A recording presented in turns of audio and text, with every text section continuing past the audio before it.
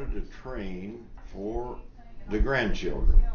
That's how it started out. And then we decided maybe the people would enjoy it. Well, it turns out that they love it, you know. One of the first things we added was this carousel. But naturally on a farm we had to have animals, so we developed an animal barn, just on and on and on. We have birthday parties galore out here.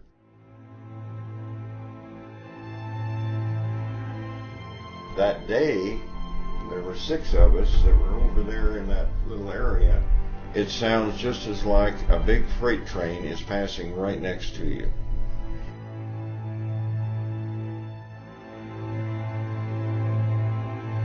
And so all the destruction, and wasn't good.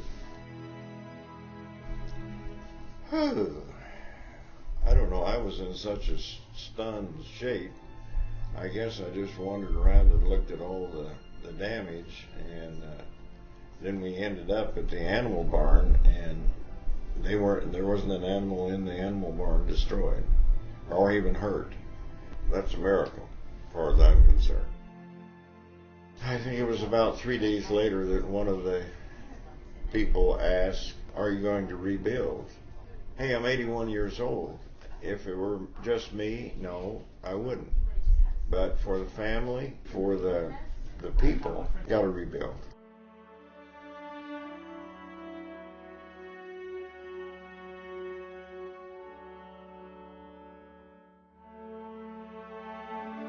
We had literally thousands of volunteers.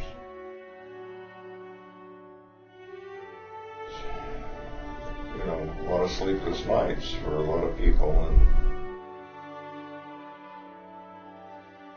had it not been for those volunteers, it would have taken us years to clean up the debris.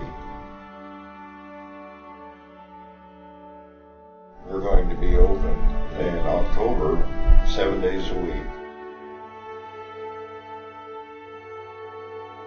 The amount of stress that it puts everybody here through, huge hours that we're having to put in.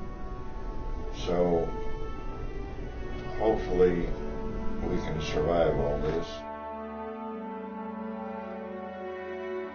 I did it as a service to the community, and that's exactly what it has been to this point.